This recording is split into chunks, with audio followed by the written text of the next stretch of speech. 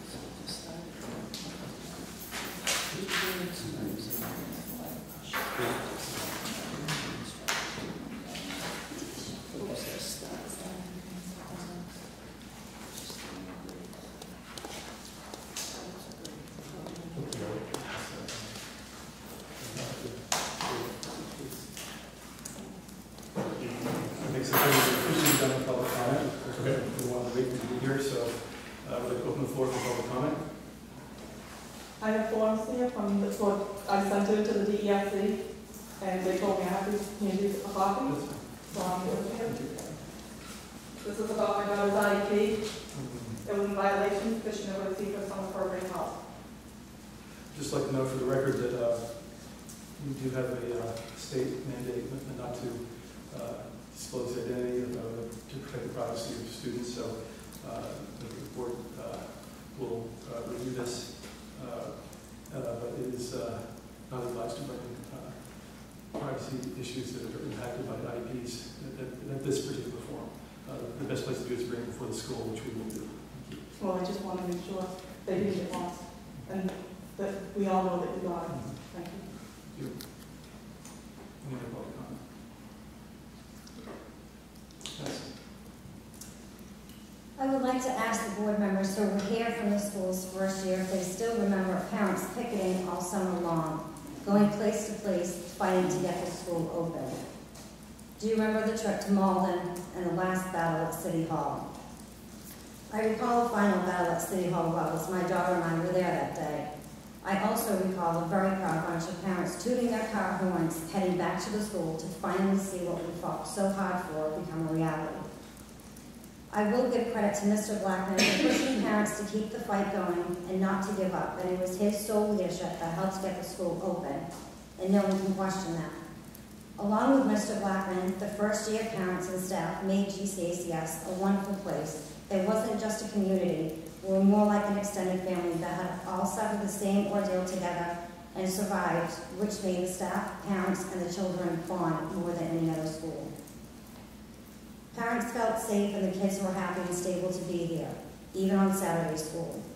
Things, however, have changed. The vision we once saw the first year wasn't there during the second year. I am told 24 teachers out of 26 from the start of last year have left or were let go. Numerous emails, phone calls I received, and meetings I was asked to attend off-site with parents, staff, and others over the summer were very concerning to say the least. I don't need to go into detail as there is little point, for a great deal of the staff making these claims left, and the parents with issues, I am told, have chosen to simply move on. I feel any parent petition and the teachers' petitions, new and old, are pointless now as the staff, again, are gone. I don't think staff should ever have felt so hopeless that they needed help from us as parents to make the board understand that issues were not being resolved. And I have to assume that parents left and staff has left because of it. In the end, it's not about egos, whose ego wins. It's not about power struggles. It's not about revenge or spite. It's really about each and every child in this building who just lost because differences could not be put aside for the sake of the kids and what was best for them. This is not the norm for any school, charter or not. It shows serious instability for these returning students who count on all of you to make the best decisions, keep the best teachers, and the best principal. This is about every child's education in this building that you, the board, are responsible for. If you don't have children in this school, pretend like you do and do for these kids as you would your own. My daughter is still enrolled at the moment, but with my extreme reservation, and my daughter is nervous about the idea of having to leave and how this year will play out. I am hoping the school can stay viable with such a low enrollment, but I foresee major cuts being made early into the school year. Parents fought tirelessly and wholeheartedly to get the school open, and the board needs to fight just as hard as parents did to keep the school open. If board members are not up to the task, find new ones that are. Be open and transparent. No new news does not mean good news. It only makes people wonder what you're hiding, even if there is nothing to hide. Address problems as they arise. Time is not on your side when addressing issues, no matter where they come from. If parents bring concerns to you, address them. Don't yell at them publicly for others to watch. Remember, it's not just parents watching you and shaking their heads. It's your own GCACS students doing the same thing. If the school fails, and I don't want it to, shame the board for not being open, honest, and transparent with the people who are supposed to mean the most to you. All this leaves me wondering if parents who are still here from that first opening day would still be proudly tooting their car horns today.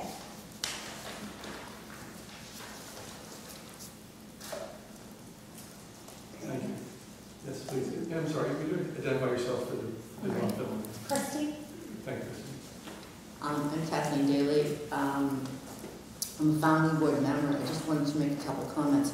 I'm also, I was a teacher here as the music teacher. I think I was the longest lasting music teacher yet at that charter. I was here for a whole year, first year shy, probably 2 weeks at the end of the year. And I've been with this project since the very beginning, from the inception of it, and was intimately, everything in my life was charter school, charter school, charter school. After a year of working with good staff, very good staff, the level of frustration was just too much for me, so I decided to walk away and let the leadership take it the direction that they thought it should go best. And maybe my input wasn't needed anymore, and they had a better idea. I also have the distinction, and the rather sad distinction, of being at the first meeting at the beginning of the summer, when teachers and parents came together off-site, out of the city actually, and came together to talk about what their grievances are. And I happened to be there because I've been concerned, even though I've been removed from the school. Every day I check in on the charter school. I've stayed in close contact with teachers and with Charter Trinity. And to say that the meeting was distressing with those teachers would be an understatement. One former board member was also there. And I actually teach now over in Hamilton Wenham. I've been teaching close to 20 years now. And I've never seen a staff as devastated. And I actually predicted at that time, I said, these kids, when I say kids, I'm almost 60, I'm a grandmother, but those kids are going to walk if something doesn't change and if you don't listen to them. And then this week I find out that indeed they did. Out of frustration, people who had been here for the 2 years. And I'm specifically talking only the people that I actually worked closely with. I'm talking about Sarah Gillum. I'm talking about Kate Sundquist. I did not work with Jody, but I sure did work with Carol Kennedy Hurley from inception with Carol. She came on when we were working on curriculum before the school was even full-fledged.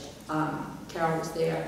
And if you want to call, if you adhere to the expression that behind every great man there's a greater woman, then I would say that that's Carol Kennedy Hurley. And there's been nobody who's worked harder, longer, had more of an impact in children's lives and been devoted to them than Carol Kennedy. And that she's not here for the opening of this new year is why I'm here. Because to lose Carol, Carol's whole heart and soul was in this job. And for her not to be here, I know that's devastating for her, and it's even more devastating for the school. And that's really why I chose to come. I wish Carol was here, because she's the unsung hero. The whole first year when she was working, and I would touch base with her a lot, because she was dealing with special needs kids, and the use of has to deal with special needs kids, and how we integrate and what we do. And she was an amazing, amazingly solid person on this faculty. And she backed people up when people weren't here. She was the go-to woman. For her to step away and maybe you have approached her and say, Carol, you cannot leave. But if there hasn't been that approach to Carol Kennedy Hurley, that she should be back in faculty, exactly in the place where she belongs, is devastating.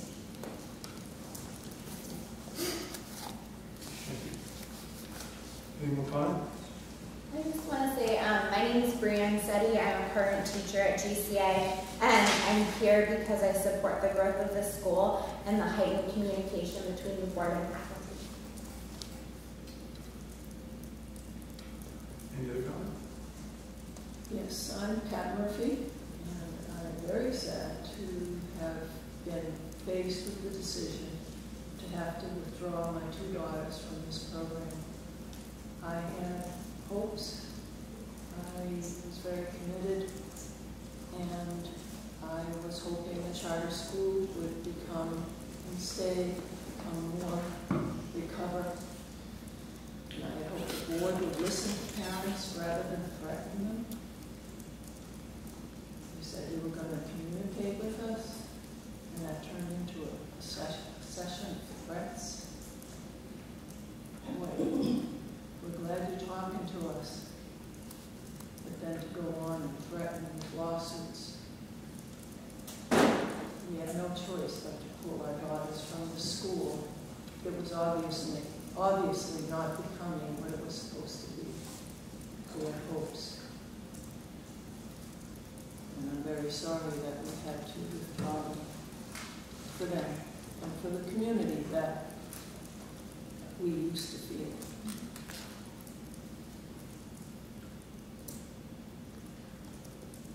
Very disappointed. Thank you. Any other comments? Yes, and would you please identify yourself? I'm Tish Gormley, and I'm also a parent of 2 daughters that have had been removed from the school, and I feel very upset about that. For 6 grades up through 6, we homeschooled our children because we couldn't find a place that we thought was the right fit for them.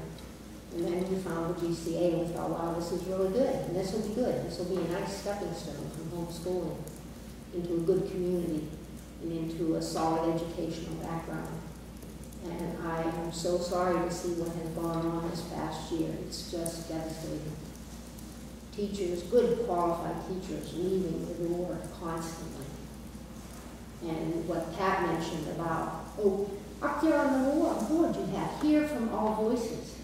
We as parents came to the meetings and voiced our concerns, and we were threatened with lawsuits because of it. Where does that fit in with hear all voices? And where is that your responsibility as a board to guide and direct this school? I think it's deplorable.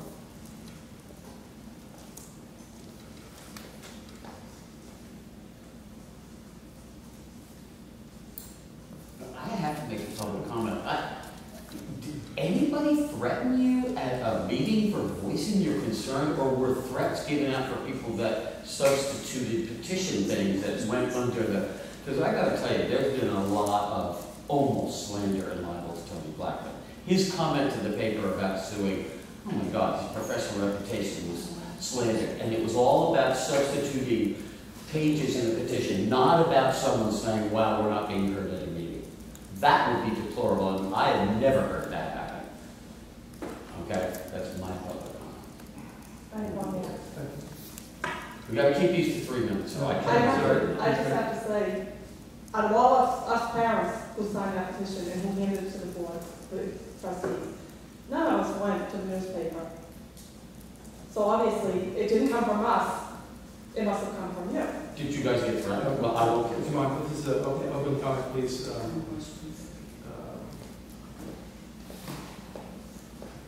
That's what I have to say. We did not put it in the paper. We did not go to the newspaper. So how it got in there, we don't know. Do you? easy to guess.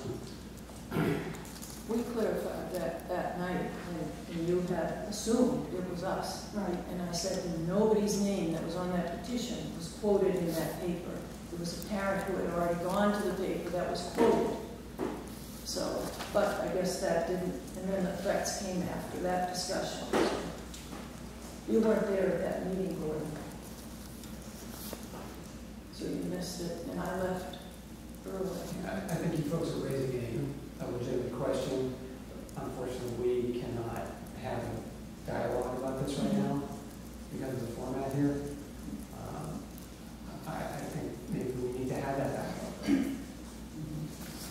And as difficult as it is to hear what you all said, I think it's unfortunately important that you get to air what your view is on what's happening. And so, as difficult as it is to hear, I appreciate the fact that you came tonight, all of you.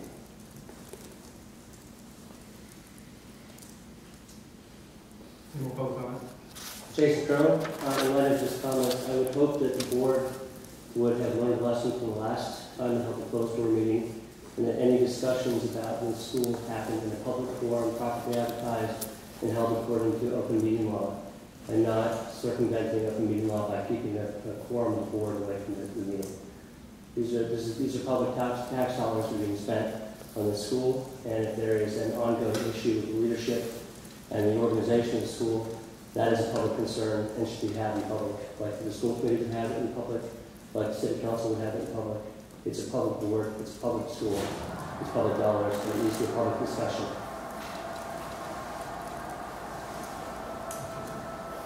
Any other public comments?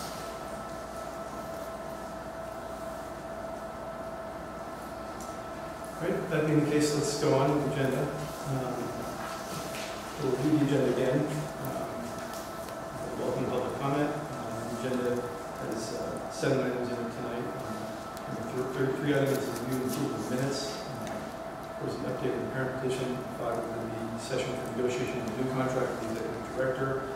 And as I mentioned earlier, under item 6, the board will return to public session only to indicate that if an agreement has been reached, that it will need to be ratified by the attorneys and then sent back to the board for approval. And then the 7th item is that we would adjourn after that. We would come out of executive session, go back into public session, and adjourn. All right. So the next item is review and approve for minutes. I think Claire is still. I think Claire, who is our keeper, has been working on the last minutes from the last meeting. That's good considering that. So that will be tabled until the next meeting.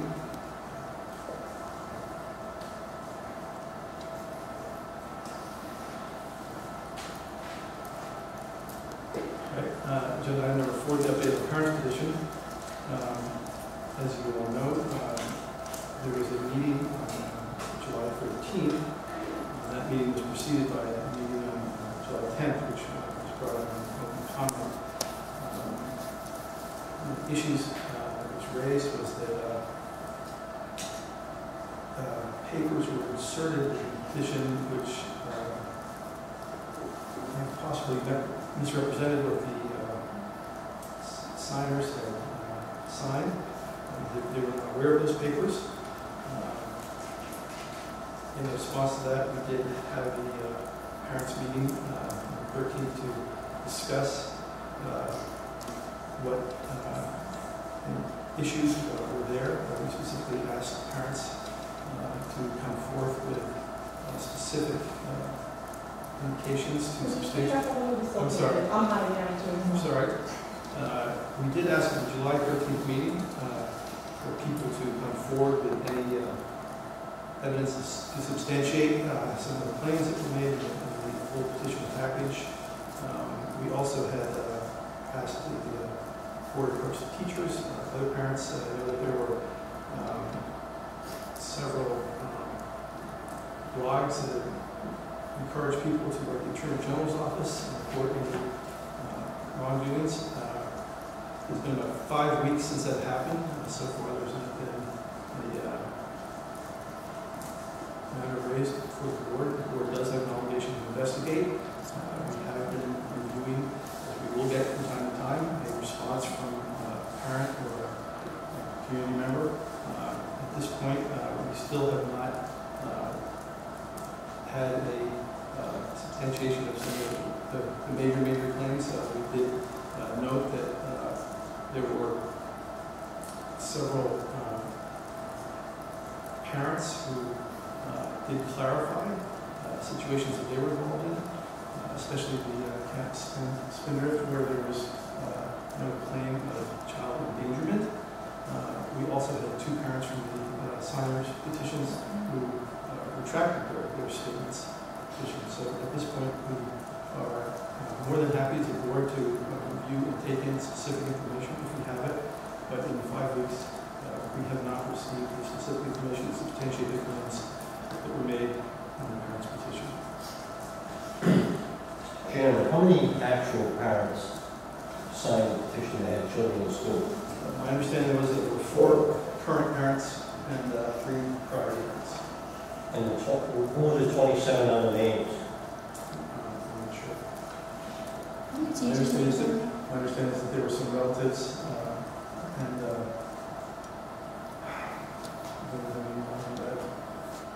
there were relatives and older siblings of children in the school who had never attended the school who signed the petition. A few teachers by name and so unidentified teachers. excuse me, this is for board. The board has not deliberated this yet. This is why we're of the several teachers signed 1 through 7, I believe, and it's really not a valid signature. It's signed by a number. So that's why I made a petition in the paper that there was a question about the validity of the petition.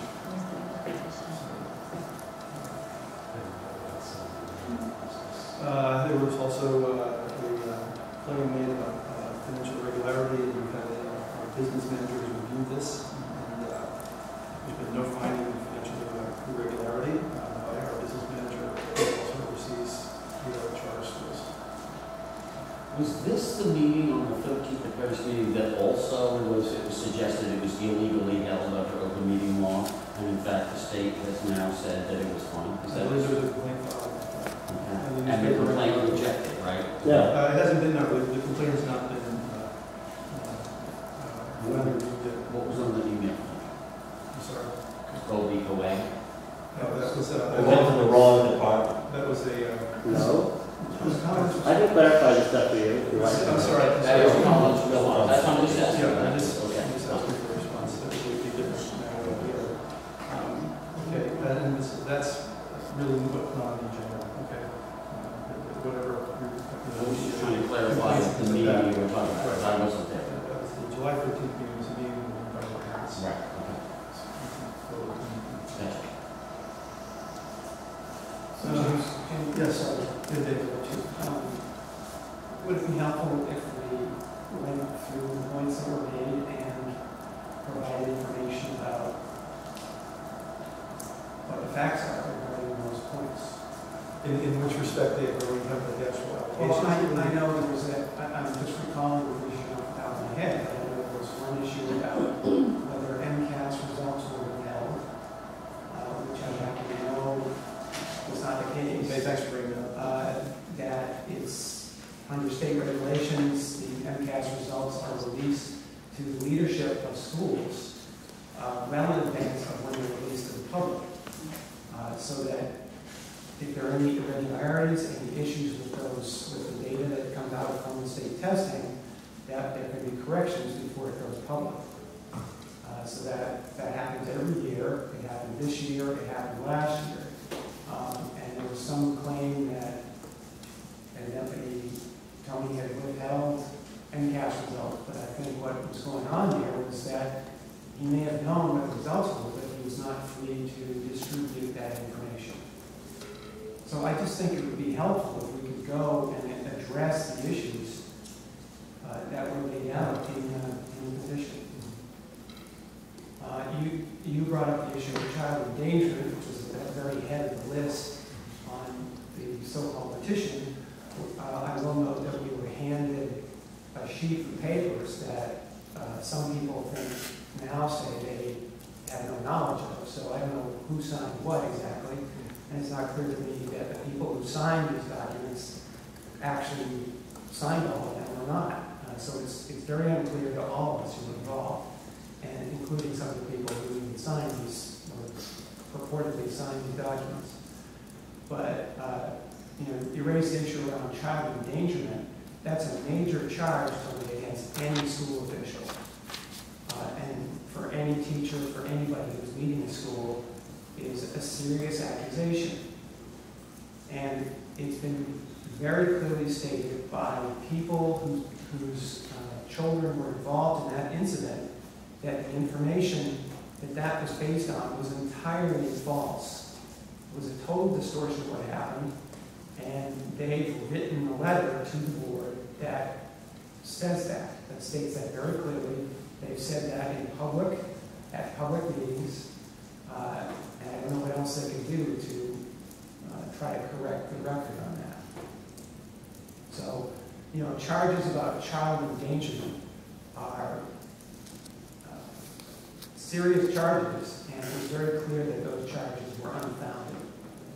There was a misunderstanding, perhaps, of the facts, to be generous.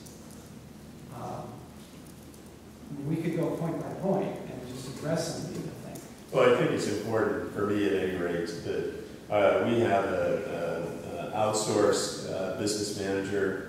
She works for Central Source. She oversees multiple charters and their business function. She's highly regarded in the state. We had an unqualified audit in terms of our business function, and she went through every single one of those financial allegations, and not one has any foundation. Not one piece of documentation has been submitted. Both parents whose children were in Camp Spindrift, the parents have indicated on the record that their children were not endangered or bullied.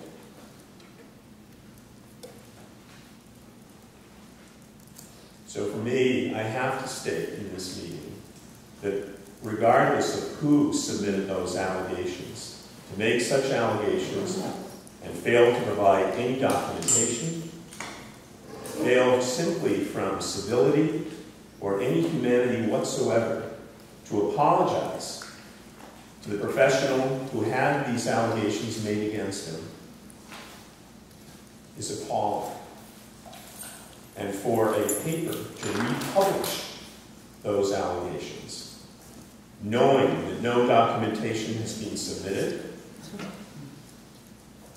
for a reporter to call and have to apologize because he refers to them as allegations. Not possible allegations, but allegations. That's appalling. To do that to a human being, to do that to someone's career, and provide nothing. And this is being duly investigated, particularly these financial management charges. And the parents whose children were actually involved, I made it clear, not only did they not say that to anybody, they never felt that way, even remotely. That I would, who was not present, by the way, at the site of that camp, that I would actually endanger or bully a child.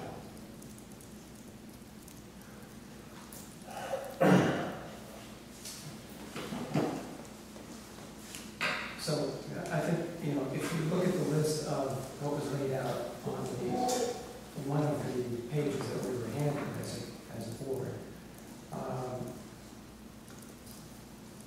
there are some charges in here that I just don't know where any organization would go with them without having some evidence of what the case was. To say there's violations on ethics, violations on conduct of labor violations. I mean, what sort of labor violations are we talking about? And again, this isn't the forum to have a back and forth exchange on this, but a board, a public board like this needs to have something to steer by to conduct an investigation on this. We've gone public over a month ago about requesting that information. We have yet to receive that information. So a lot of these, I wouldn't even know where to begin to investigate them. I don't know what the charge is. So I think there's cases here where there's distortions at best.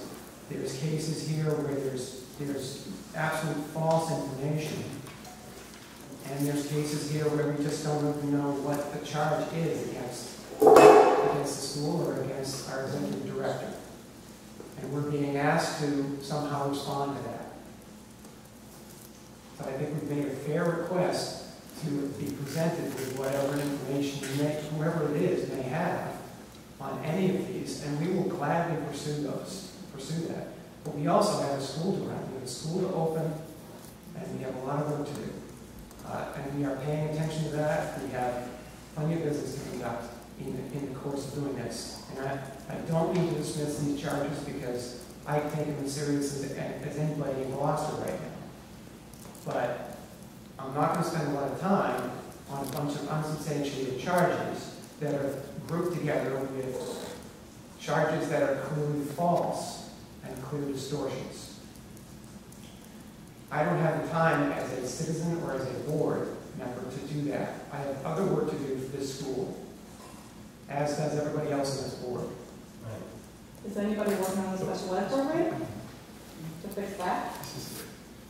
Again, Jolene, I know I've heard about your issue on this, and again, I think I agree with our chairman here that it's not wise to bring up your personal business about your personal It's case not my own personal, it's all these kids on this particular issue.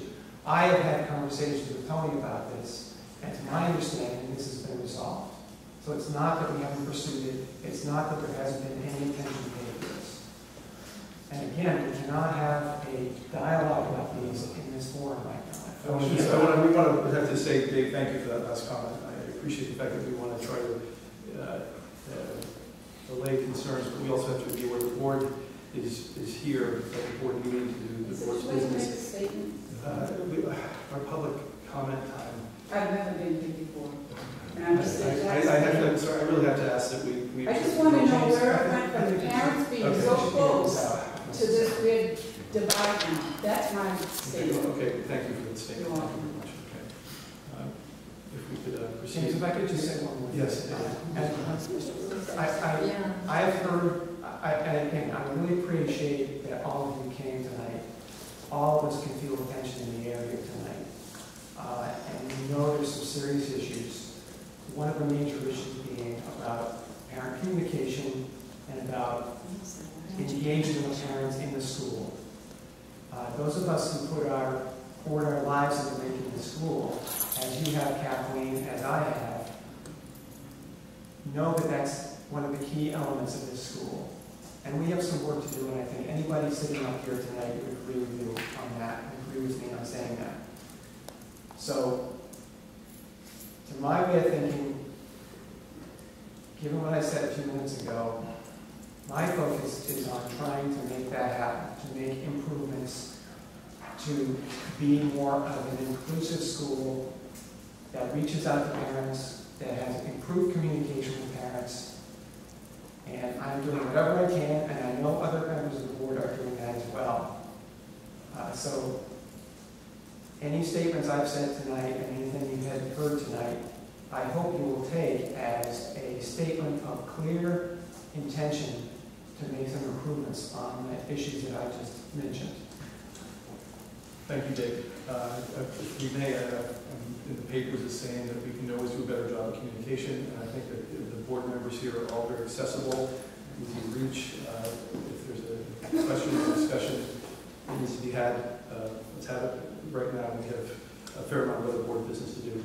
I would like to say that concerning the petition papers, that this has been the first time as a board we've had a chance to sort of discuss some of the things. And I appreciate Dave wanting to bring up and review every item, because I know the individual work that's been done by the trustees that have been asked to work on particular issues has been about one or two of these things, not the entire board. And I think what we need to do is have almost like a commission type final review of this at some point. But this is not the time. I think we just wanted to have our discussion about this among the board members and see concerns, ideas, and things. And I appreciate what you said, David, and appreciate every board member who's. Well, I think it's an open investigation. If there is further evidence to be presented on any of these issues, I think we should receive it. But I hope we can receive it very soon, because we need to move on to other. It's the board's duty to investigate. We've put that call out for 5 weeks now, and we are where we were 5 weeks ago in terms of evidence. So with that, let's close this discussion and move on to the next one, because it's sort of 8. There's been a lot of interest and attention to the contract negotiations. So what I'll do right now is open the agenda item number 5, which is session for negotiation of new contract with the executive director. At this point, the board will vote to enter into executive session to negotiate the renewal of the executive director's contract. Should an agreement be reached on the final contract terms, the board will reconvene in open session to consider a motion to approve the renewal contract for the executive director. Should the agreement not be reached, the board will reconvene in open session to adjourn the meeting. And third option, which I think is the one that we are going to do, is we are going to, if we emerge with an agreement in principle, we will submit those principles to the attorneys who have agreed to read the final documents. As a board, we are really not the body that should be putting together a binding legal document. So what we do is we would then submit what we have as a fundamental agreement to the attorneys. So if the attorneys come up with a final document at our next board meeting, we would then have a contract to vote on in public session. That's how that would work. So that being said, I take a motion to move into executive session. You need to vote. There will be a roll call, exactly, yes. So could I have a roll call? Mr. Buchanan. Do you want a motion? I can do a motion, excuse me. Okay, I will be so moved to go remove it. Second. Any discussion of that motion? Okay, at this point, the procedure requires us to do a roll call. Buchanan, yes. Yes. Blackman, yes. Patterson, yes. Yes. Yes. I think Vlad will be out. I'm sorry. We'll do an executive session.